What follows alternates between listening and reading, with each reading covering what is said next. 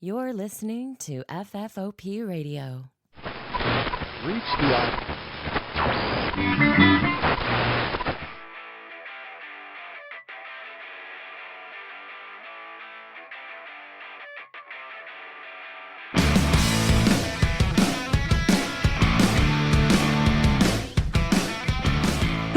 and welcome to the show. My name is Dave, and this is a Fistful of Podcasts from FFOPradio.com. And as such, you know my co-host all the way from the Reno Sparks area. And up first, we have one Mr. Andrew Bergevin. We were having a cake party at work, and I said, I'm going to bring my famous ghost cake. I call it Boo Cakey, and nobody wanted it. Boo! I was wondering where that was going, and then I thought, oh no. In studio, of course, there's Chris over there on the couch. I am on the chair. Oh, It's not did you get rid of a couch? It didn't get rid of it. It's now in the front room, and now I've got chairs for the guests. This is all very interesting, but now you can put a plant right in the center of the guests. So there you go, difference. Oh, good, yeah. So you can be between. Well, I suppose it'd be between between you two. Yeah, a fern between two. That would be an awesome ripoff. Get me a fern, Krista. Okay. No, just kidding. So something pressing has come up, Andy. I was just talking about it in the Discord, and now we get to hash it over in real life. Oh, I wasn't paying attention to Discord. What happened? My jumping spider pet idea. Oh, yeah. They're not very big, Dave. Well, yeah, so here's the thing. So we take the kid to the park. The kid is going crazy, and then I feel something tickling my arm as I'm sitting, taking a break, having a nice drink by the table. So there's this little jumping spider on my arm, and I'm like, okay, well, he'll be gone in no time. Probably stay with me for like 20 minutes. At least. Well, why didn't you take him then? Well, because that's the thing. So I'm like, okay, live and let live. It's crawling up and down my arm. It's kind of tickling. I'm watching it. It's jumping spiders are adorable. And so I'm watching this thing jump around, and it was a young one, too. I say that because it did not seem like it could jump very well yet. Maybe it had a disability. I don't know anything about jumping spiders. So number one could be disabled. Number two could be too young and inexperienced. And the reason why I say that is because when jumping spiders jump, they basically leave like a snail trail of silk as they walk, like as a... what do you like breadcrumbs? No, like if you are an OSHA job and you go up higher than 10 feet, they want you tying off. Oh, so a jumping spider is always tying off everywhere. So that's why I say every time it would try to jump from one finger to another and wouldn't make it, it would go woo and swing extreme like biological bungee. Yeah, and then it would climb back up and try again. And that's why I did not think until I was like, all right, there you go, on your way, little spider, and never saw it again. I was like, you know what? Can you? And I Google it, and there is a wildly, still very niche, but growing pretty quickly of like, it's like a culture. Like I can't describe it in any other way. There's like people out there keeping jumping spiders as pets, and they are just as crazy as dog people, cat people, etc. They're like breeding them, and yeah. Do they keep one, or is it like multiples? You have to. Okay, so I don't know very much about it. You cannot keep two unless they're a breeding pair in the same thing because they're cannibalistic. They're kind of like Siamese fighting fish. So you pretty much just keep one, and they live from like anywhere from, well, not at all to they live not at all, or you accidentally kill them, or they can live up to just like a year. But then you're going to be sad because your favorite spider's dead. Then just get another one. That's the thing. It's kind of like a very low impact. Like you know what's coming. It feels like a very because that's the thing. When you get a pet, you say what's low impact for people. Since I worked at a pet store, people ask me all the time for low maintenance pets. Is that a thing? I want a pet that I can kind of look at it, but I don't have to want to touch it. Well, that's the thing. Like with your. Because I imagine when people think low maintenance, they probably think high maintenance is like a dog or a cat or something a specialized thing. Yeah, something with fur that you've got to give a special diet to or whatever. Like low maintenance pets are people who want plants but don't want a plant. They want an animal, essentially. Yeah. I want a plant, but I want to pretend like it can love me. Right. And that's why I think jumping spiders are like maybe the sweet spot for that kind of shit. because they are whatever. They can live on your pinky nail if you wanted them to. You throw fruit flies in there, you throw a baby cricket in there every couple of days, and you go, yeah, I'm making a difference. But you're making a difference to something the size of a speck of dust. It's me. I'm this thing's god. Yeah, exactly. You could have your own little spider cult of one, because they will kill each other again. So very small cult. Yeah. How do you find a breeding pair in the wild? Like, you just... I don't know. I assume it's one of those horrifying things where it's like, and this is where the jumping spiders breed. And you're like, it's nothing. It's pitch black. And all of a sudden the blackness is crawling all over the walls and jumping at you. Yeah, it looks like one of those little, like, from, was it Spirited Away, little coal? Oh, the Yeah. little guys that Creatures. run around? Yeah, How I were think they that's Spirited called? Away. Yeah, but so yeah, basically it would be like that. It's just like a moving carpet of black fuzz, and you go, ugh, weird, new carpet? And you go, no, this is actually just trillions of fucking spiders. This is breeding grounds. And I'm This not is angry. my spider breeding pit. My son wandered in here and we can't find him. But that's the thing about them too. Like the layup of it is they can bite. However, it needs to be on a part of your body where the skin is so thin, you might as well like have put them there yourself. Like they can get your, like let's say the inside of your elbow is a nice thin, let's say like the back of your knee, your ankle, possibly on your wrist, and definitely around your balls. That's where spiders love to play. Yeah, so you have to maybe erect some sort of small stay off the grass for your pubes that's in spider language. The testicles are the trampoline of the body. Depending on your size. I mean, Yeah. my son would agree with you, but I disagree as being the trampoline because, anything over let's say the weight of a spider hitting your balls is uncomfortable. I'll have to do more research. Even then, one of those giant Goliath bird-eating spiders, I bet that could do some damage on your balls. Sans fangs, like just going at your balls with all of its might and all of its body weight, I bet it could probably do some damage. Yeah, it eats birds that are much larger than my balls. Right. Ugh. So all it would do, like let's say, you have because there are people out there who say you can train these things. So let's say you get a nice giant bird-eating spider and train it just to headbutt your enemies in the dick. Just imagine like the crippling fear, because arachnids are scary to almost everybody. So imagine having a plate-sized spider that you now have trained to be like, Ness, headbutt the nearest ball. I keep him in a carrier, and whenever somebody upsets me, I just Yeah, exactly. take it open. And but look, he's been trained to do all balls, so I also wear a jockstrap at all times. Well, yeah, I imagine with the very limited intellect of a spider, he could probably identify and attack balls, but not maybe delineate. Right, and be like, Yeah. oh, wait, this is not balls I want to attack. But imagine being your victim, having the fear, of sheer mortality grip you as this giant spider runs at you, only to be like elated and also tossed to the ground in pain as it simply headbutts you in the balls and then returns home. And then just leaves. Doesn't bite, doesn't do anything. It's been trained to leap towards somebody's crotch. And headbutt, possibly course. thorax butt, but but the real butt. It would be like a real life micro version of arachnophobia, a horror comedy. Yeah, and John Goodman would show up, and Yeah, the and spider then headbutt him. maybe that's what I'll do. If you do take up my idea, I'm sure someone's out there stealing highway hats as a concept because I see less and less hats on the freeway every day. But if you do this, and you're gonna this is maybe definitely a one-way rocket ship to the moon of money that all TikTok can have. If you could train a spider to headbutt balls and then get a cameo of John Goodman like stepping out from behind a tree with like a fun saver just to capture the moment. Oh my God. You would have all the internet's money ever. Does TikTok pay money? I thought it paid in like little likes and. I'm sure. Okay. Because as far as I'm Yes. concerned, TikTok is a cesspool.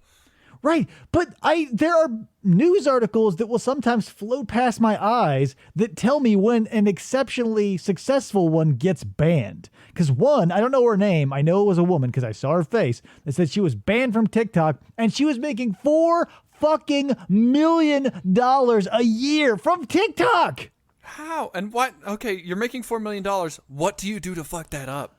Yeah, exactly. Number one, like when you've got whatever, TikTok is what, 15, 30 seconds, 45. It's like less than a minute worth of content. They're longer than that. Trust me.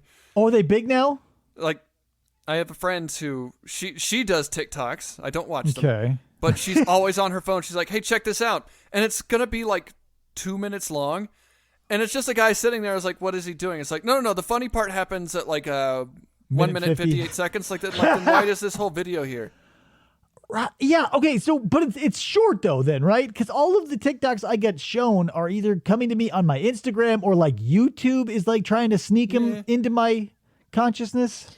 I have never seen one that was longer than a couple minutes, but I don't do TikTok really. Me neither. I'm too old. Yeah, we're all too old for this. Hey, TikTok, you can go back to hell while I play with my hoop and stick. With Vine. That's the only thing you can hope for now though, is like if you, like, let's say if something like Vine takes off, all you can do is hope that it dies soon so you don't have to give a single fuck, but you get to make all the jokes because it died after the fact. Yeah. I just don't understand how being an influencer works. Maybe because I'm not very influential. I think, okay, I think what happened is where celebrity used to be the buzzword, now it's influencer because there's no difference, I don't think. If you're being in front of a camera for a movie or being in front of a camera for a TikTok or a YouTube, it's basically the same shit. If you're an influencer, you're influencing people to buy the shit that you're pushing. If you're an actor, you're influencing people to watch the shit that you're in. That's what they named like people in direct sales. Like, I'm a beauty influencer. Yeah, for wild pharmacy. shit. And like, does that... I don't know. Maybe if you're growing up in the age of TikTok, celebrity, the word celebrity means nothing anymore. David, I sub at a lot of schools, and for a whole 2 weeks, I'd get to schools and be like, yeah, all the bathrooms are locked, so if you need to piss, come get the key. And I'm like, why are the bathrooms locked? TikTok. Mm-hmm. Yep. Yeah, they're doing a sneaky filch or whatever the fuck it was called. A nasty lick. Nasty lick. Yeah, and that was... That's the only time you'll ever hear about something is when it gets so popular that it rouses the ire of like the angry mom crowd. They were stealing bathroom sinks. Yeah, they were destroying bathrooms because TikTok told them, didn't tell them to, but showed them a video of why it's cool. Right. I wonder why or how or whatever. Like, why is it that we need to every time a social media platform or whatever, like back before we had social, quote unquote, social media, like, when something big would hit and moms would go, uh-oh, the news, the horror movies did it to my, like, but look at your dumb shit kid, mom. Yeah. Your dumb shit kid was the one wandering around in the sewer doing acid while playing Dungeons and Dragons. Yeah. If my kid grows up to do something stupid on social media, like he does one of these TikTok challenges, I'll know. And not only will I know, I will have to tell the truth. Because if someone comes up to me and they say, well, hey, your son turned out to be an idiot and destroyed a bunch of shit on the internet, I'll have to go, yeah, sorry. Yeah, I'm sorry about that. I really fucked up and I'll try better next time, I guess. Because, like, what do you do? Nobody holds the, like, the only parents who I've ever seen get any sort of heat for anything is maybe the dude who killed Gabby. What? Right? Gabby, what's her face? Gabby Petito. Yeah. I think the only time I've ever seen anybody come close to being angry at the parents is now that Brian, what's his face? And I fucking hate this stupid case. It's so boring, but it's a good point. The fact that he, whatever, maybe he killed himself, maybe he didn't. But the fact that anyone is looking at the parents and being like, what the fuck happened over here is like a first. What's wrong with you? Yeah. Because you should, right? Like if you're, it's one thing because sometimes people just snap. I totally get that. There are weirdos out there who snap all the time. But no one like looks at the parents and puts two and two together and like, wait, you were shitty parents and you had a shitty kid? No, I guess we couldn't have stopped this. Well, it's just... I got to sit in on some parent-teacher conferences, and one of the questions was like, oh, my kid just can't pay attention. I don't know why. And meanwhile, you just shoved that phone in that kid's hand. Okay, go away. Mama's talking. So when you, like, getting to deal with parents now, like, what are some of the wildest excuses for shitty behavior you've heard? They don't make excuses. They're just like, yep, can't do anything with them. Oh, that's it? They just say whatever? Yeah, pretty much. David. Wow. David, one day of those parent-teacher conferences, no parents showed up. They were scheduled. Oh, wow. That is incredible. But I guess, like, if they know or don't know how their kid is doing, I mean, it's not going to, like, make a change. Unless they're going to get expelled. It would just be weird that a whole day would either be all people who know how shitty their kids are and don't want to hear about it, or all their kids are great and don't have the time to hear about how they're great kids, or a mixture of both. But if on one day nobody shows up, they had to be one of those two. Yeah, I'll tell you what, it was the I know my kid is shitty and I don't really need to hear about it crowd. Right. I already get the phone calls from the teachers. Parents are so funny. I get to deal with them in a no impact situation because like you are basically in front of the kid teaching them. And so they can be like, hey, you're the problem in my kid's life. I get parents calling me being like, well, someone around where you are did something. And I go, Yeah. Do I care? And they go, probably not. And I go, thank you. Click, and I hang up on them every time. Just hangs up. I'm the best employee I've ever seen. Yep. I'm my own boss. Yeah, I basically say, oh, what, you got a problem? I don't give a fuck. Click. Then he unplugs the phone, throws it outside, and they're like, oh, David got another phone call today. Yeah, every time my boss comes in, it's just like a pile of technology, my computer, my phone, sometimes the printer, just all like tossed around the office. And there's David's me, in the corner watching TikTok. Yeah, I'm not only watching TikTok, but also like using all the medical supplies to like as stickers. I'll just cover my face in Avengers bandages some days. Yeah, sometimes you just gotta relax. I come in, I say, you know what, I'm not doing any work today. So I head to the supply closet, I get a fistful of Marvel Band-Aids, I just have a good time. Some gauze, we're gonna have a mummy party. Yeah. Sometimes I'm the mummy, sometimes I'm Frankenstein, seldom do I get to be Dracula. Because, unless somebody left teeth in there. Yeah, very, very few instances call for like sterile capes, medallions, and teeth. But gauze you can find, bolts easy to find, bizarrely, right? But as long as you have those capes, medallions, and teeth, you are prepared to pull a pimp out of a coma. Yeah, that's true. He's always, but very few, since I work at a children's urgent care, very few child pimps. And I'm happy about that. It's not that I'm upset that I don't see enough children exploiting one another sexually. Hardly ever happens, and thank God for it. You know, whatever programs are in place to keep children from pimping each other out, it's working, God damn it. Oh, finally, the section of Dare where they talk about pimping. Yeah, it's also a wild shift in attitude too, because if the child pimp does come in, like you said, our material or our stock is Dracula related, so they come in a pimp and they walk out with a completely different lifestyle. Well, yeah, that's good. The kid goes into the coma. He wakes up. He's like, oh, I guess I'm Dracula now. Yeah, imagine, not even kid, imagine being just like a regular 70s pimp with your like velour cape and your disco shoes and shit. And like, maybe you get hit by a car and the last thing you hear is like a paramedic like clicking a light into your eyes. You're like, do you remember your name, buddy? And then you fade away. You wake up and you got the black ass widow's peak. You got the giant like bat medallion and you go, well, fuck, I guess I'm this now because they didn't like, maybe they misread the donor card. But imagine the donor card.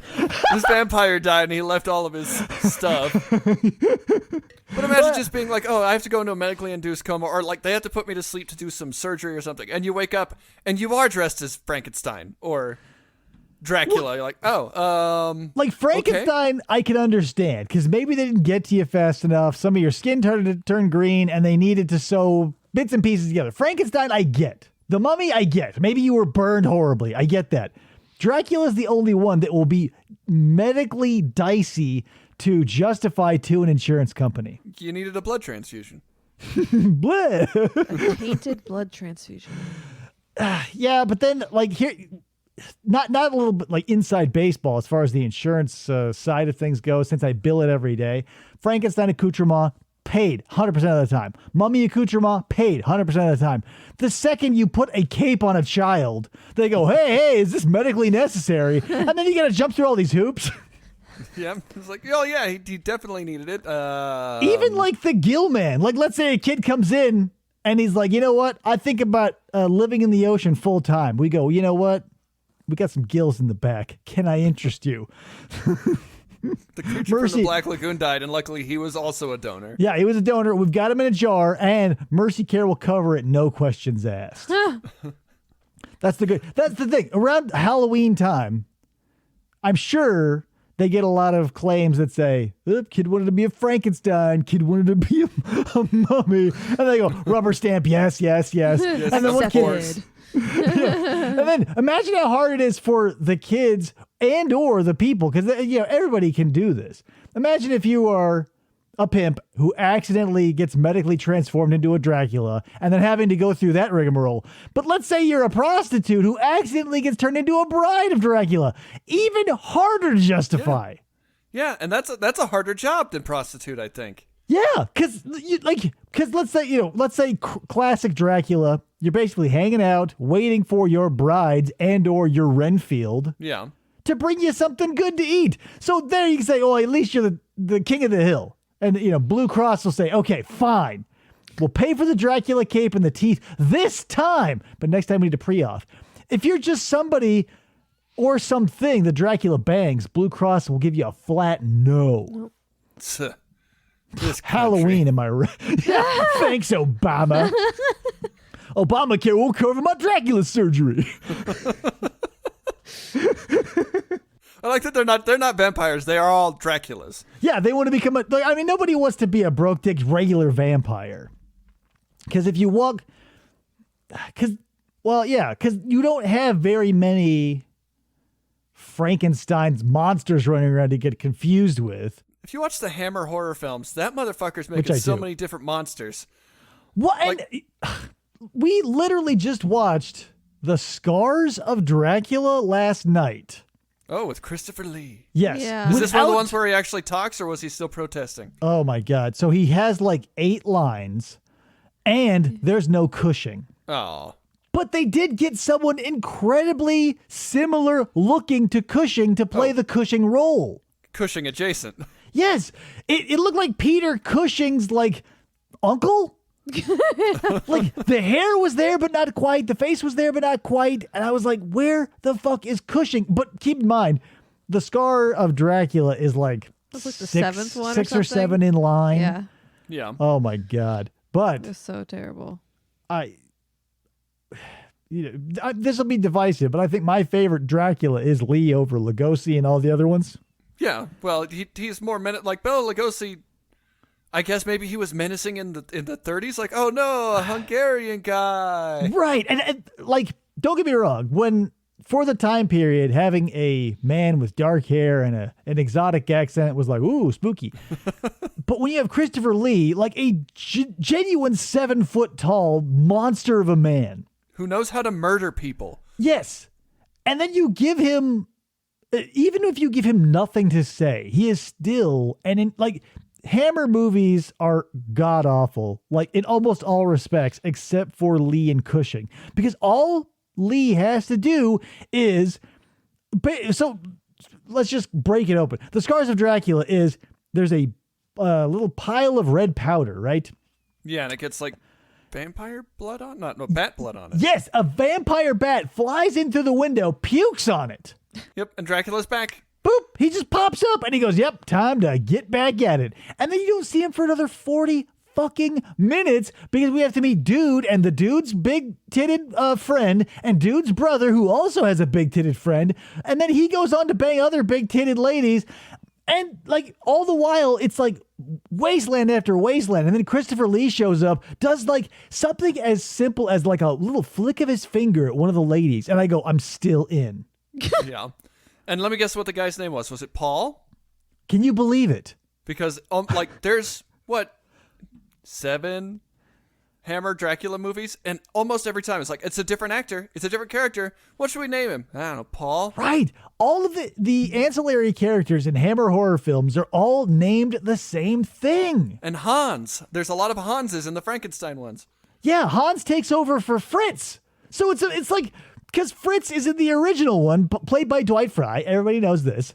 So they were like, you know what? We're not going to stick with Fritz, but we're going to say Scandinavian in the name. Hans. And then the next movie, there's like, oh, I have another assistant. What's his name? Hans. Also Hans. He's like going to the Hans Emporium. He's like, yeah, my other one got ripped up by a Dracula. Now I got a Frankenstein thing on the back burner. I need a new Hans. Also, Hans I 2.0. think it's the second one is like Revenge of Frankenstein, or Frankenstein Must Die. But so he survives the guillotine by like paying somebody off. He goes to do his own practice. And what does he change his name to, David? Oh, it was like Dr. Franken? It's Dr. Frank. Right. Yeah, I knew it was something fucking retarded. Yeah, he shows survives, up. He survives that movie, and at the end of the movie, like, oh, hello, Dr. Stein. Like, what the fuck? Yeah, it's almost but that's almost necessary for horror movies because even in like the silver screen era, they were so fucking, what's the opposite of subtle? Overt? Overt, very overt. Yeah, like in Son of Dracula, dude is literally spelling Dracula backwards, and some, fast-talking 40s dude walks in. He's like, hey, what's this all about? And he's like, oh, nothing. I'm just reading Dracula backwards. I'm sure that will come into play 0 later. Yeah.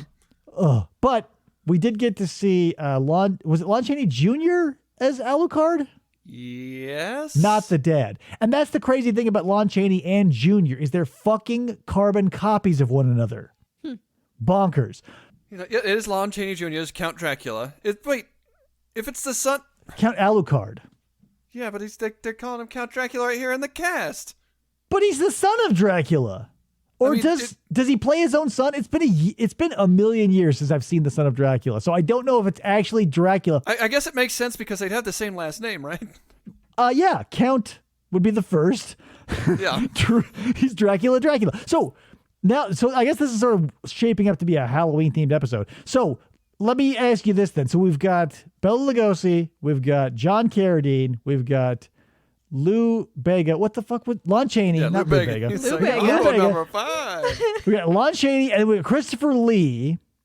And those are probably the 4 big classic Draculas, right? Oh, you forgot the best Dracula? Which one? From Dracula 2000. I would not call Gerard Butler classic Dracula, but we can throw him in there if you want. Gerard Butler? Dracula? In Dracula 2000. He also was not in Dracula 3000, but Casper Van Dien was. And Coolio fights him, so, Is Coolio a vampire or a vampire hunter? He is, okay, so since it is the year 3000, they're all basically space junk collectors. Okay. And Coolio becomes, obviously he's a shitheel, so he gets bitten by Count his name isn't even fucking Dracula in Dracula 3000. It's Count Orloff. We're back to that Orlok? shit. It's not Orlok? I can't remember because Orlok and Orloff, they had to change it so they didn't get sued by whoever owns the original one still, I think. Well, it doesn't matter. Moral of the story is Coolio gets bit, shows up, and is nothing but because he was the sex pervert of the group before, and now he's just a vampire sex pervert. Oh, good. Anywho, well, once you become a vampire, you have to become a sex pervert. That's why every time you see the Brides of Dracula, they're rubbing up on furniture. Right. Dracula's chasing them out of the room like, you cannot fuck my strange guest. Right, because they wanted to get with Keanu. So maybe we could throw even Gary Oldman. Who is your favorite Dracula is what I'm getting at. Who portrayed Dracula the best? Maybe not the best acting-wise, but the most authentic or your favorite. I gotta go with Christopher Lee because you say the movies, like the movies are bad, but they're the kind of bad where I'm like, yeah, I could watch this. But he's good in it. That's the thing. Is now that I watch a lot of bad movies, if there's a ribbon of gold that runs through a mountain of shit, it'll make the mountain worth the ribbon. You know what I mean? Yeah. And if you have Christopher Lee, boom, you're locked in. And anytime they got Christopher Lee and Cushing, it almost makes the mountain a molehill of shit still. It's still shit. But yeah, I don't know. Because there are so many now. Christopher Lee's got to be up there. But if we're going to throw in modern day, Gerard Butler era. Oh, then Adam Sandler. Was he Dracula? He's Hotel Transylvania. In Hotel Transylvania. God damn it. Thanks a lot for ruining yet another thing, Adam Sandler.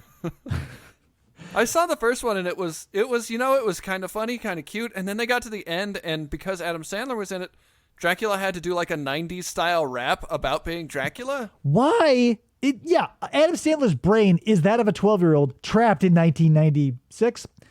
But yeah, I'm familiar with all of those movies because at obviously where I work, they have kids movies playing all the time. And one of the 10 that we have on offer is like 3 of the Hotel Transylvania ones. Yeah. But I don't know, man. Because maybe we have modern Draculas. Like, I haven't seen any like new Dracula movies because every time it's like, oh, here's Dracula AD. And then I look at the reviews, it's like, this has a -2%. I didn't know that was possible. I think with all of these old-timey monster movies, you cannot resurrect them because they're as they were, you know? Like if you say, oh, this is not your daddy's Dracula, then it's no longer Dracula. Like everybody's Dracula is basically Bela Lugosi and or Christopher Lee, but it's still slick back black hair, coat, jacket sort of thing, the big medallion on the Medal of Honor ribbon and the cape.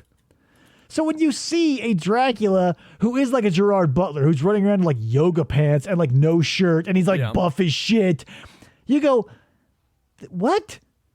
I didn't know David Carradine was one. David Carradine was a couple of times for the Universal ones when everybody else was either dead or completely uninterested. That's interesting. Also, we forgot Leslie Nielsen. Oh, but he was dead and loving it. I've seen the movie. He doesn't seem to love it too much.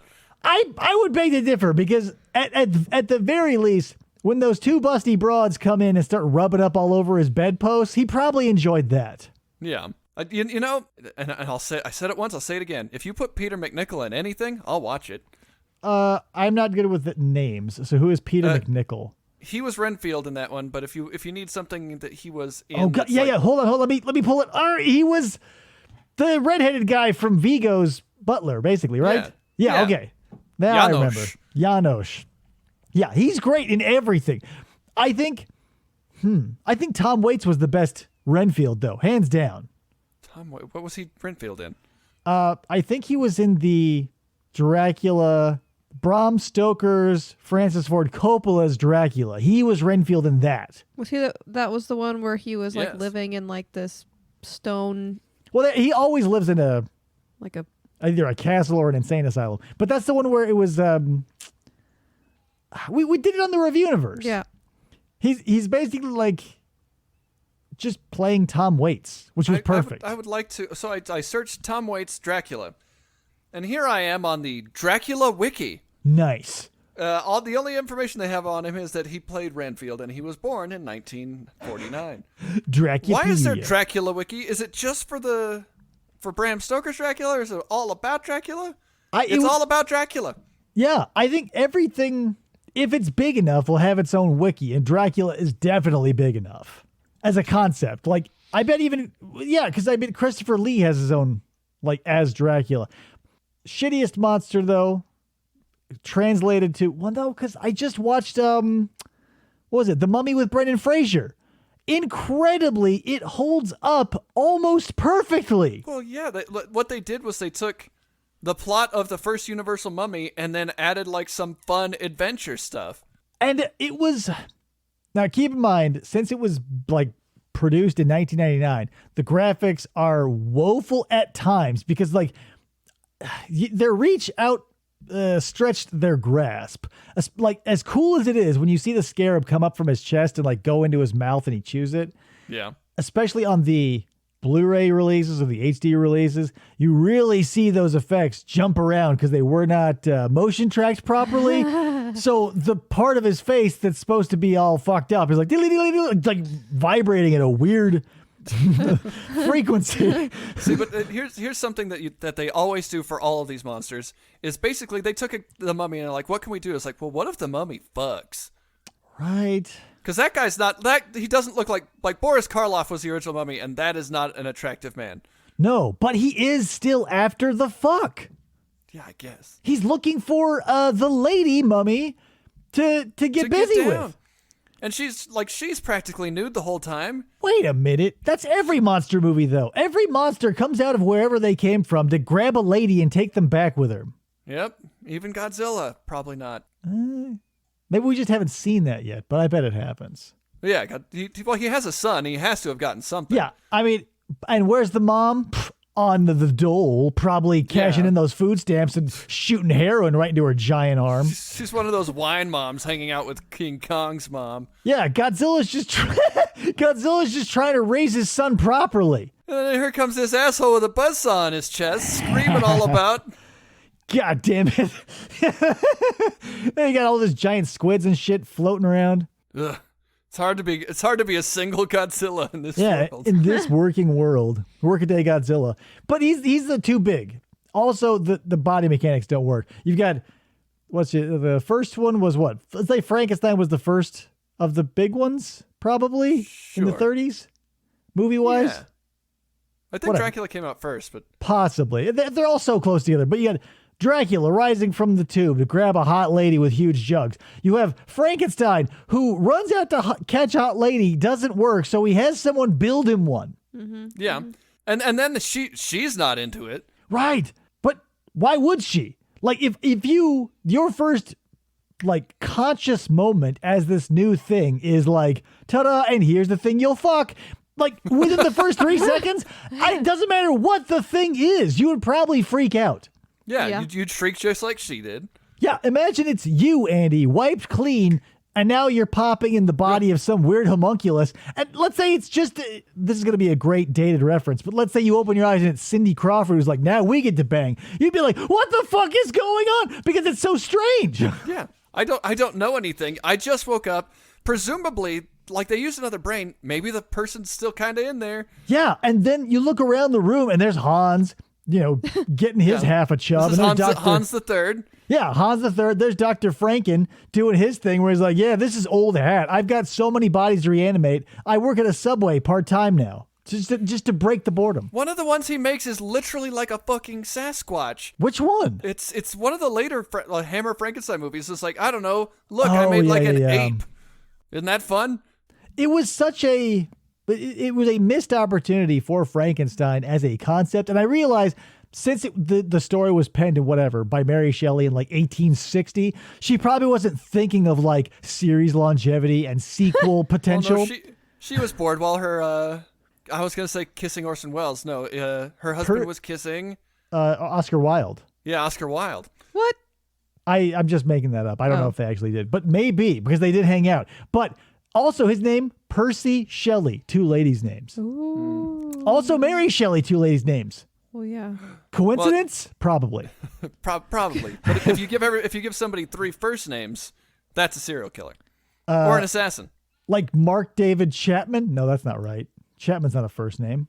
John Mark Carr? No, that doesn't work either. Gary Busey? No. Sarah Michelle Gellar. Gellar's the first name. Yeah, just a murderer. John Wilkes Booth. No. Booth, not happening either. Oh, you'd be surprised at what people name their kids. I saw a study the other day, David. I would. It was a sad study from the UK.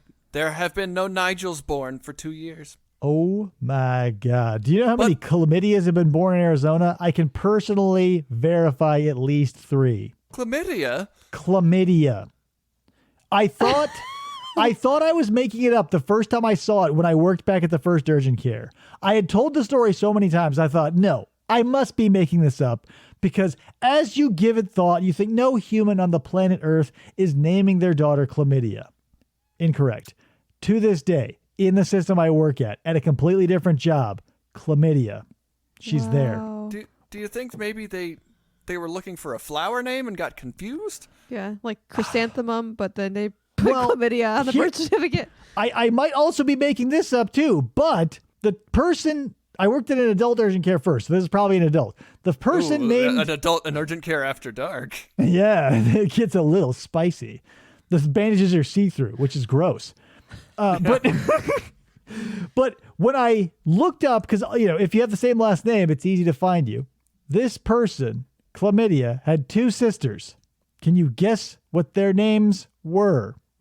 Herpes and gonorrhea? Gonorrhea was one of them. Are you kidding me? Syphilis was the third. No, it was chlamydia, gonorrhea, syphilis, all not, to their credit, to the mother and father's credit, not spelled like the sexually transmitted disease. However, I would offer that doesn't matter. Yeah, you still named your fucking kid Chlamydia. Yeah, spell chlamydia however you want. Spell gonorrhea however you want. When you have to say in roll call, or you don't say it, or you will say present. If someone says Johnson, chlamydia, and you go, present? Got it. Sorry. Oh, Can look, you in call my... me- Can you call me Mitty? Or clammy? Well, what'll Yeah, I'm happen? clammy. You clammy? What'll happen is the teacher won't know how to pronounce the name, so then the kid has to be like, it's chlamydia. Well, and also I can't guarantee this, but 99% of my body and mind says that it was probably a matter of pronunciation. Gonorrhea? Chlamydia? Syphilis. Garen fucking T. Probably. That is exactly how they say it. Yeah. Bitch Like walks the name up. Syphilis. Can I check your ID? Because maybe she's 27 buying booze. Let me check your ID. How do you say that? Syphilis. Fucking give me my Miller High Life, bitch. I want to go home and forget my name is syphilis. Quit carding me. I'm here every day. Gonorrhea? She gets on the phone. Can you believe this? Chlamydia? Chlamydia's wild adventure, right? The Chlamydia's Christmas? I was gonna say Chlamydia goes to prison. Yeah. Chlamydia's Thanksgiving special. Oh, look, there's gonorrhea. That's my favorite repeating character in all these movies. Syphilis. Because it's like Phyllis. It works. Yeah. But with syph in it. Syphilis. Yeah. How you take it? Well, obvious. Not only that, but Phyllis already starting at basically 0 in the name department because you're going to have to wait until you're 60 for your name to feel appropriate. Yeah, I love kids with old person names.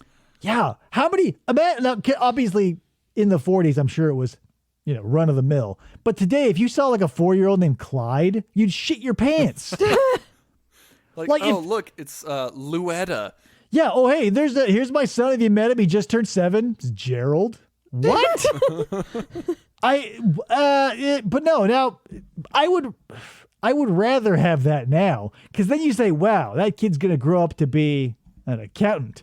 They don't say, "Well, I imagine the person saying the word or the name, let's say gonorrhea, is over a microphone, over a bed of like white snake." If you catch my drift, like something's gone wrong in this woman's life where now it's a very saying gonorrhea and it's white snake. Whoa, that kind of shit. Yeah.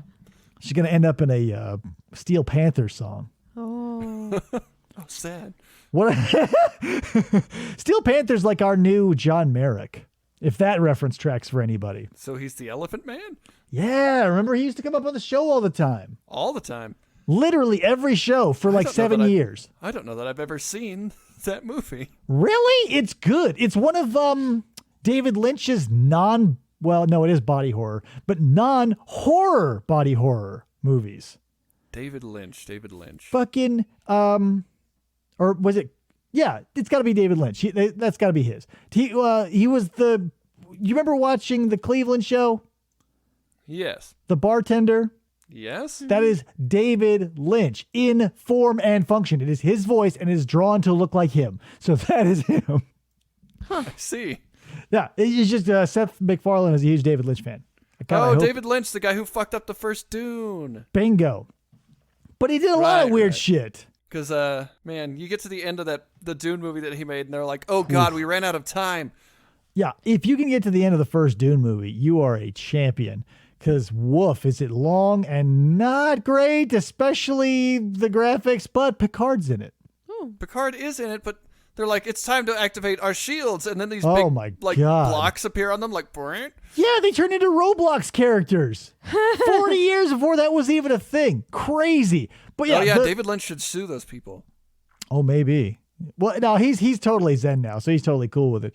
But what was I talking about? Yeah, David Lynch, watch The Elephant Man, because I think it has Anthony Hopkins as the nice guy and John Hurt as the Elephant Man. John Hurt as the elephant. He was the guy who got the chest burster in the first Alien movie. Well, yeah, he's also the war doctor. Also the war doctor. He's also he reminds me a lot of like one of the McDowells. He looks like Roddy McDowell. Yeah, and he looks like Roddy Piper. And Roddy. Well, if he could hit the gym, Is he still alive? No, John Hurt is dead. Damn it. Well, now he can't hit the gym. Maybe he's hitting it in heaven with Jesus. Yeah, he's pumping iron with Jesus. Hey, JC, can I get a quick spot? It's just him and Jesus in a gym, and they're both really ripped. That's what I want to imagine. Jesus is like, fuck, I loved it in Aliens. In Aliens, where you're like, blah. Blah. Yeah, it's John Hurt. Every day, John Hurt and Jesus Christ reenact the Predator scene where Dutch and what's-his-nuts go, you son of a bitch. Yep. Every day.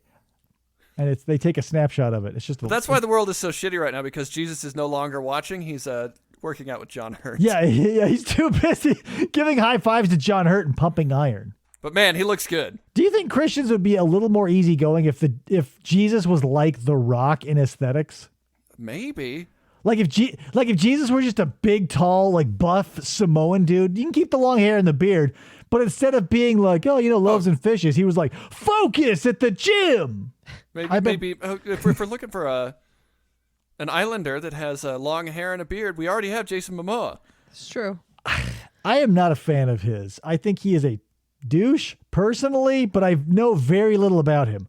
I'm basing almost my entire judgment of him based on when Harley released 5 brand new, beautiful motorcycles, and we're like, you know what? We're going to give these to famous people, rather, who like motorcycles. And I watched as 4 beautiful motorcycles were given to 4 people who would cherish them forever. And then I watched Jason fucking Momoa take this beautiful bike, and he's like, you know what? I'm going to make it better. He went into a workshop, brought out a can of Krylon flat black matte paint and painted this fucking $55,000 fucking bike with a $2.50 can of Krylon, and I wanted him shot into space. Oh, he likes Kawasaki's. He's a douche. Don't fuck with not only that, but Harley, what the fuck? Don't do that. It's true. And yeah, they should have been like, you know what? Keep the bike. We're going to scrap this footage and give it to someone who gives a fuck. But then they'd have to make another bike, and they ran out of parts, so. Yeah, Harley is very low on motorcycles these days. Yep. They're pretty moving much more all they sell is jackets. Yeah. I walked into a Harley dealership. There was one motorcycle, but it was an endless sea of leather. Yep. But that's oh my David, God. that wasn't a motorcycle. That was a gay bar. Oh shit. Yeah, because it wasn't a Harley Davidson, it was Harley's. My bad. Yep. That would explain why the guy sucked me off at the time. It's like, can I look at the motorcycle? I appreciate this, but I was just willfully ignorant, turns out. Yep. But I had a great time. I did have a great time. The drinks were great. The music was awesome. Very few motorcycles at Harley's. Yeah. Lots of wieners, though. Did see a lot of those. Because that's what it's like at the gay bar. It's just nothing but wieners. Brain. I mean, sure, I've never been to a gay bar, but... Oh, I have. They're wonderful. In this story, I have. I would like to. Things I want to go to. A gay bar, a drag bar, a lesbian bar. But I don't know where any of those are. And you're in Arizona. They have to stay hidden. Yeah, I imagine they're probably not going to open up to the likes of me where I'm like, I'm just a dude who wants to look around. They're like, yeah, I wouldn't know.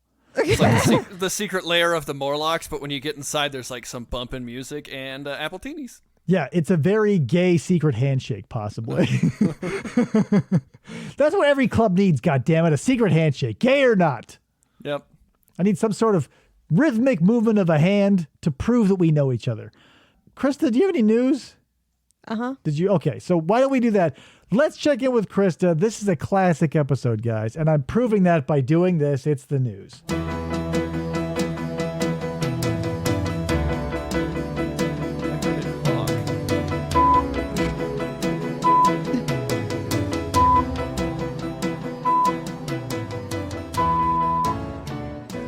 All right, Krista. Andy heard it honk, so what's in the news? Yeah, I heard honk, and then there was no sound for a while, and then I heard one beep. You heard a honk? Well, I'll be damned. I wonder where that came from. Anyway, it's the news. California man sues psychic who said she could remove witch's curse from ex. So wait, do psychics battle witches? They do if they charge $5,100 for $5,100? So I'm a psychic now. He's suing this Los Angeles psychic he paid for LA. fraud because she allegedly claimed she could remove it from his ex-girlfriend for $5,100. Well, so, okay, now I've got so many questions that I'm sure you're going to get to, but the important things being, so the curse wasn't even on him. It was on him, put onto him by his ex-girlfriend. Oh, okay. I thought it was on the girlfriend. Yeah, it was a poorly written article. So my big ask is, what was the thing that happened that proved to him the curse was not vanquished? I am not sure if Did that... he get diarrhea? Maybe. That's a curse. So, okay. Last month, Mauro Restrepo found psychic Sophia Adams' website that billed her as a PhD life coach. That's not a good psychic name. And psychic love coach, according to the new, Where did you get a doctorate in psychic love connections? It's PhD life coach. You can get a PhD in being a life coach. You can get a PhD in being a life coach at the DeVry Institute. Yeah. But my mistake. I thought PhD actually meant something worthwhile. It's just a certificate that has letters What on does it. PhD stand for? Somebody. D stands for doctorate, right? It says pretty hot. Damn. Pretty hot doctor. I'm a pretty hot doctor of sex therapy. Check out my schwanz. It's all the credentials I need. My schwanz. 7 inches of credibility. The psychic gave him a tarot reading when he visited her office in Palo Verde Estates, and told him he had a, quote, mala suerte, or bad luck, put there by his ex-girlfriend when she hired a curse-casting witch. But we're just paying all sorts of people. We're paying psychics. We're paying witches. Yeah, here's the thing. All of the juju interacts with each other in such bizarre ways that you can, like, if you consider yourself a psychic, you can drop terms like, because if you say it's a malo whatever, suerte, that's Spanish. Yeah. Mala suerte, it wouldn't be mala. But, like, does that mean that it was, because here, I only say that because if your particular curse-er invoked Santa Muerte, maybe that's the right lineage. But if she's a Hindu curse, then you're invoking the wrong deity. A curse is a curse.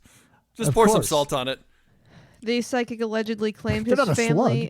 his family would be, quote, unhappy and in danger unless he paid her $5,100 to remove the curse. So did he stay in danger or remain unhappy? His family is very unhappy with the $5,100. Yeah, I'm sure. He reportedly paid her a $1,000 deposit, but she, quote, did not in any way help his marriage. Well, yeah. Restrepo says he has suffered anxiety and sleepless nights and is also suing for intentional and negligent infliction of emotional distress along with negligence and civil conspiracy. I mean, possibly.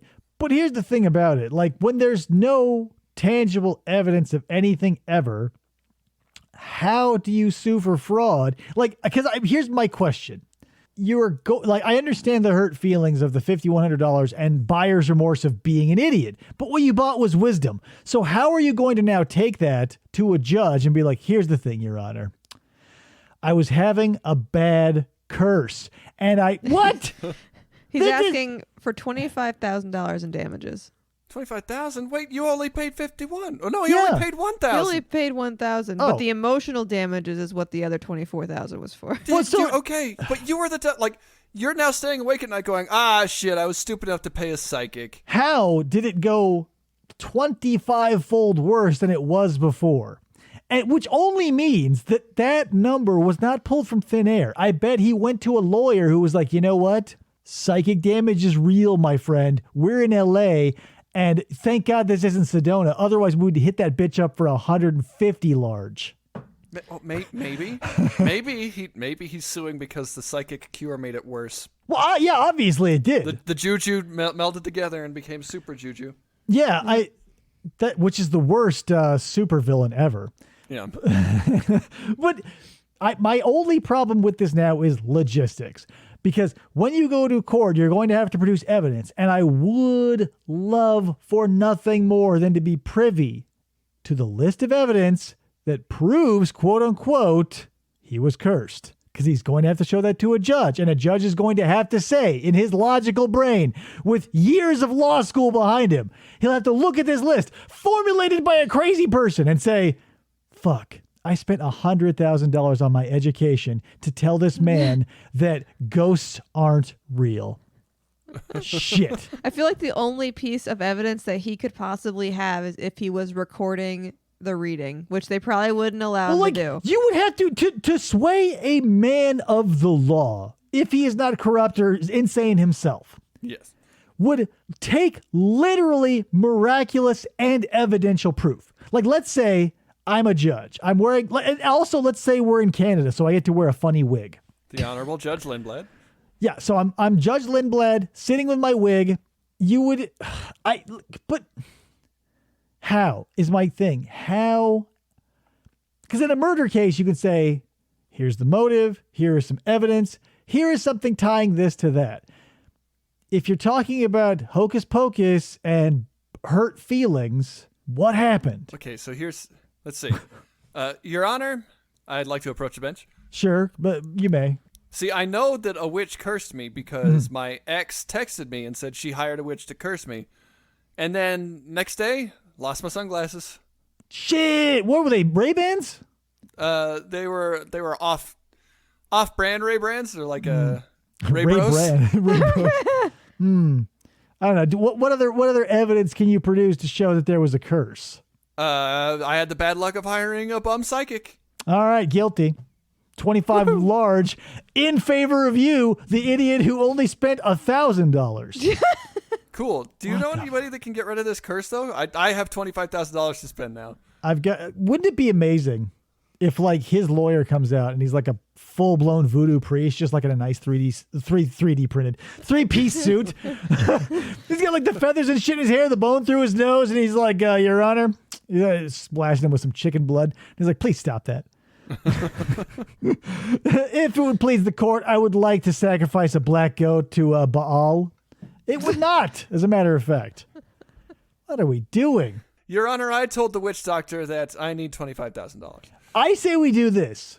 Every time that someone comes to court with a bullshit, antiquated, mystic bullshit like this, we do the shit they would do back when that shit was real, quote unquote. Burn them? Yes. No. Well, yes. Yes and no. Yes, we would burn them in a very specific way. Because Welcome back in to the old crucible, motherfucker, shouts the judge. Kind of. Because back in the old days, if you got accused of something, what would happen is they wouldn't give it to you, but they would have a nice big pot of boiling oil or water or something.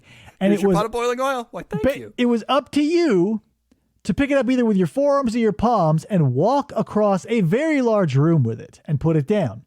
They would then bandage your horrible wounds. And you would have to wait 3 gruesome, grisly, horrifying days for the point at which they would remove your bandages. And if God had smiled upon you and seen that they did not get infected, innocent. Wow. So, dude comes in, says, I got cursed. But here's the thing. Who do we make because they're both using witchcraft. They would both have to get burns. Well, we don't know the witch that the lady hired, right. So we'll start with the psychic, and then it needs to just be the psychic. Well, no, because we have to go because the dude could be lying about how the psychic's stuff went. He could just be filing. This is a nuisance lawsuit. Maybe the decurse worked without a hitch, but he's just greedy. Yeah. So that's why I'm saying we get 2 cauldrons of boiling oil and say, okay, both of you motherfuckers pick it up and put it over there. In 3 days, we'll see which one of you is infected. That's the guilty one. And then we burn you for real at the stake. Yeah, that's how we're going to do all law from now on. Not just witches. Frivolous lawsuit, carry the oil. Okay, if we're going to say for frivolous lawsuits, yes. I say we reserve the boiling cauldron for witches, psychics, and the frivolous. Shoplifting, we dunk you in the river. Oh, yeah. Give them we'll give you a bridals. What is it? God damn it. Maid's bridal something scold or something. It doesn't matter. Old timey torture. The pair of anguish. Oof. That one's rough. Scolds. Damn it. I really wish I knew that one because it's a really good one. Anyway, Krista, is there anything else? Yeah. Scottish man finds second message in a bottle from Canada. What are the odds? I mean, 100% because he found it. Yeah. A man walking on the beach in Scotland found a message in a Is that bottle how odds work? and discovered it was the second message to travel across the Atlantic from the same guy in Canada. What? Okay, so real quick, that's insane. But two, now that you say that, Andy, I say this to myself a lot because I see crazy shit happening all the time, sometimes multiple times. And I go to myself, what are the odds? But since I just witnessed it, it was 100%. Because I say because it happened. I say, what are the odds? 100%. It happened. Yeah, but what? Like there's equal. Like I'd say there's equal odds that it wouldn't happen. So Right. you got 50-50. But I said, what are the odds? If I said, what were the odds? Who knows? I said, what are the odds? Like, let's say a bird shits on my windshield. And I go, what are the odds? It looks like a Picasso. Not one of his paintings. It looks like his face. So what are the Yeah, odds? it's actually Picasso. Well, it's Picasso's face. It's 100%. It's right there on the windshield. I take a picture of it. I sold it on Facebook for $10,000. Then I spent that $10,000 on one Bitcoin, and then I lost it in the couch. Aw. Is that how Bitcoin? Wait. Well, I put the Bitcoin on a thumb drive, and the thumb drive, God knows where it is now. Fucking crypto. The only crypto I like is zoology, am I right? Bigfoot forever. Oh, I was gonna say the super dog. So yeah, the crypto the super dog, also a good choice. Andrew Eaton Lewis, a 48-year-old Ewig resident, posted Ewig? about the discovery on Facebook, seeking help translating the message, which was in French. He found the bottle washed up on the beach, blah, blah, blah. Now, so this must be an old man, because if you have to go and be like, help, who knows, what is this language? It's like not a dead language. You would just go to Google and be like, French to English translate. I use that shit all the time. Well, the The guy's French are 48. invading me. 48? Yeah, I said that. Then he's just dumb. Learn French, dummy. Scottish. Yeah, you're so close to France already. Just do it. He initially thought the bottle was trash, but then he saw that there was a note that was dated January 26, 2020. And it was on Garfield Stationery. Callback. Yep. Maybe. The message is signed by Andre Hewitt of Quebec and placed inside a bottle.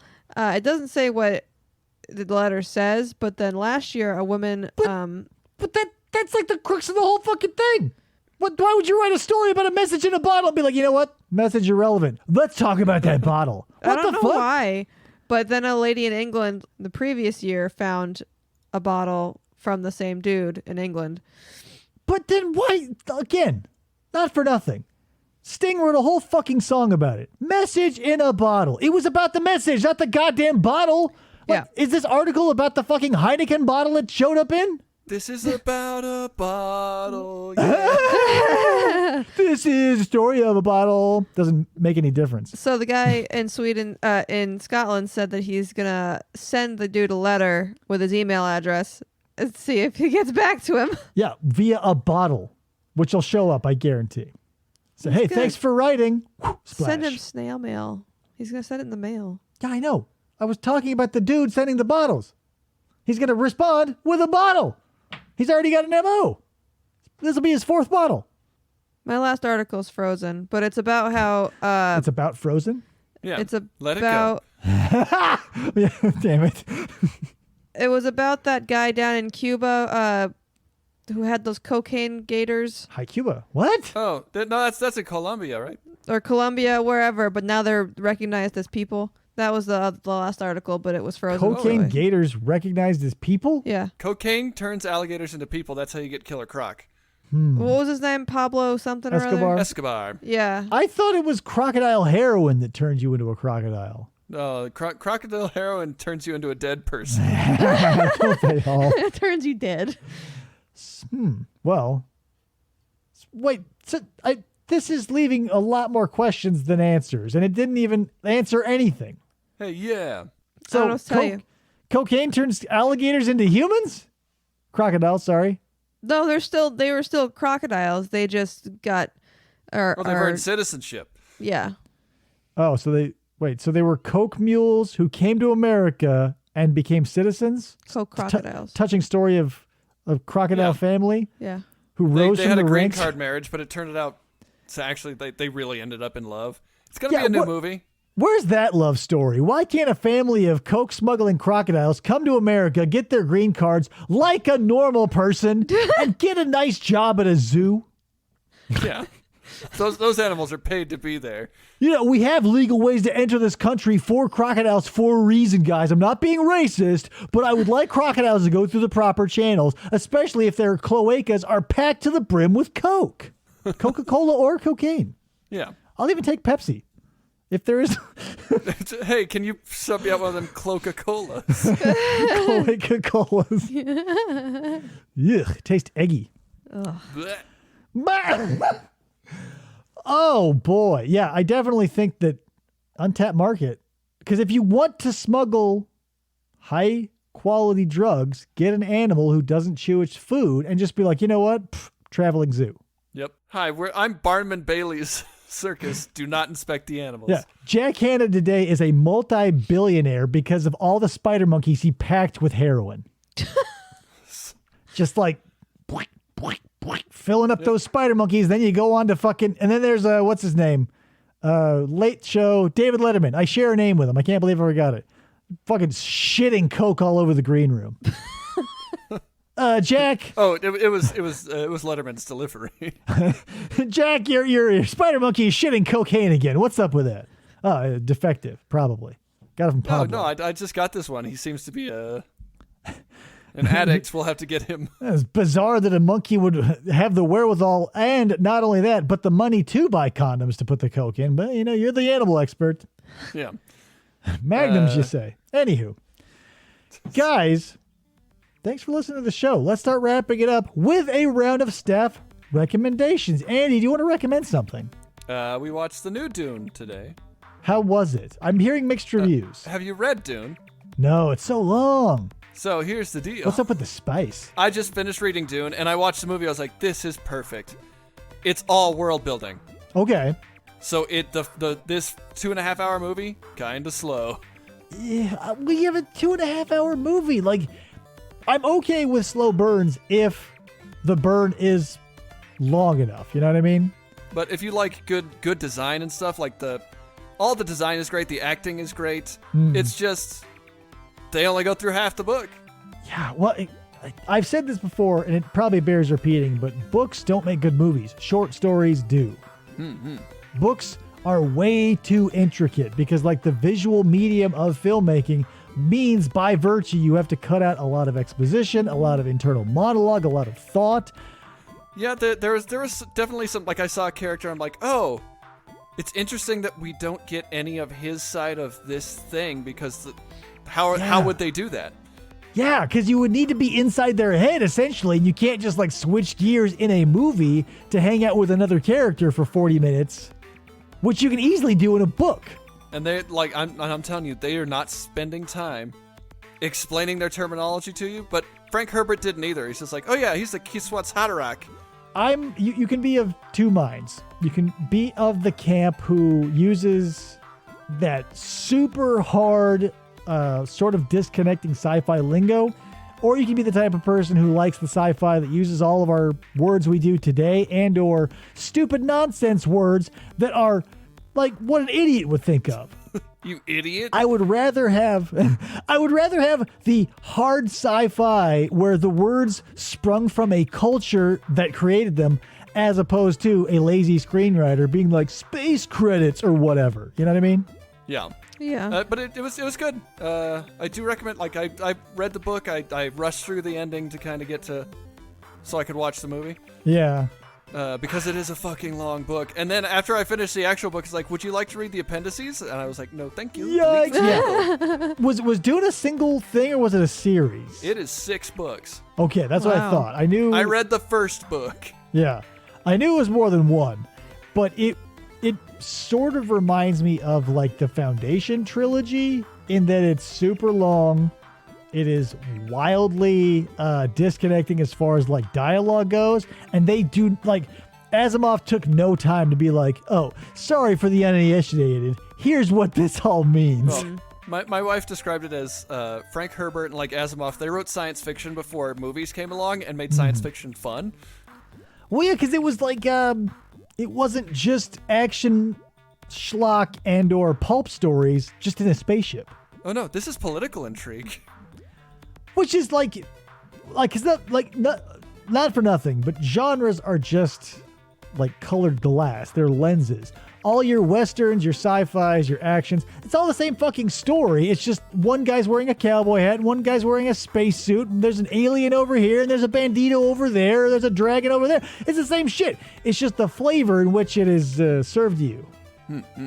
So it's and I can only say that because I've watched a million movies of the same fucking genre, and the ones that delineate good from bad, the qualities are almost ethereal, but the cornerstone is like if the people involved are serious and or not at all trying. Yeah. Krista, you want to recommend anything? I'm reading a book called A New Earth by Eckhart Tolle. It's pronounced Toll. Toll? Oh, Eckhart I don't Tolle. know.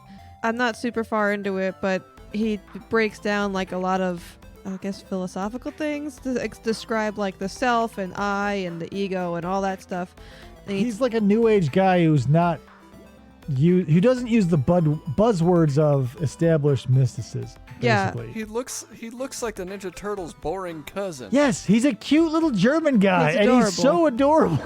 And I like hearing him, but I like reading these because a lot of the segments he breaks down into his own personal stories, which helps me kind of put it into like real than just words on a page. It's an Like- Oprah's book club book. Oh yeah. Oh yeah, Yeah. he's gotten. I think Deepak Chopra even did a whatever for him. But yeah, he's a cute little guy who, if you want to get into that genre and not get bogged down by all the trappings and the beads and everything, he looks like a German Smurf Mr. Rogers. Yeah. Some of his talks, he looks like he's gonna go on a safari, but without the hat. Or sometimes they'll just be sitting there like a little sweater vest, and he'll sit there cute as can be. Cute as a button, this guy. So yeah. He sits in a nice chair, and like during his talks, he has a vase with flowers next to him on a table. He's a cute little guy. So good recommendation. I'm going to recommend maybe Tupac Chopra. Tupac Chopra. Great rap artist. He raps about enlightenment. One of the older movies I've seen, I'm going to give a recommendation. It's so fun, but it's completely anachronistic. It's called Dinosaurus. I reviewed it on my other channel, but it's a fucking blast. It takes place in the 60s on an island where they they pull them out of the ocean, frozen, out of the not frozen ocean. They pull out an apatosaur and a tyrannosaur, and they go, whoa, these things have been down there for 1 million years. And I go, uh-oh. But then they also pull up a fucking caveman who saves the movie, and I'm not going to spoil it unless you've already seen the review, but watch Dinosaurus. You can get the Blu-ray for like $14 on Amazon. So funny. Dinosaurus. Yeah. And it's like the what's your name? All the fucking characters are hilarious. The kid character's not super annoying. His name's Pedro. His quasi-mentor is tragically named because his name is Dumpy. You get to see a bunch of puppets. You get to see a T-Rex puppet. Yeah, his name is Dumpy. And you get to see a T-Rex puppet fuck a cave. So, Cool. if that's on your watch or to-be-watched list, I now know a source where you can get it. Dinosaurus. Dinosaurus is the source.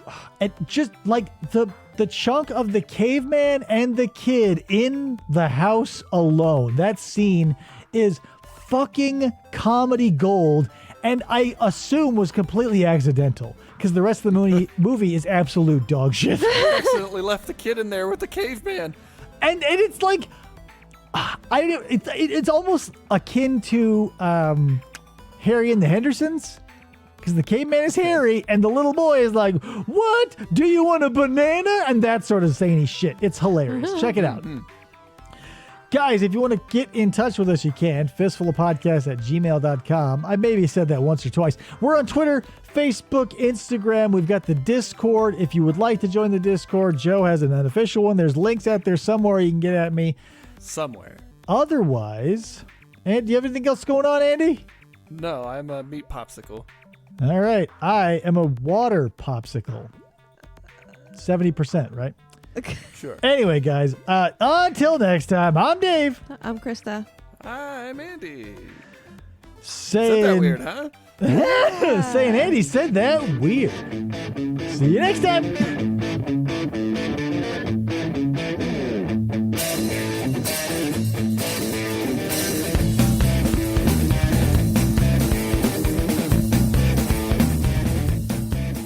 Or they try to.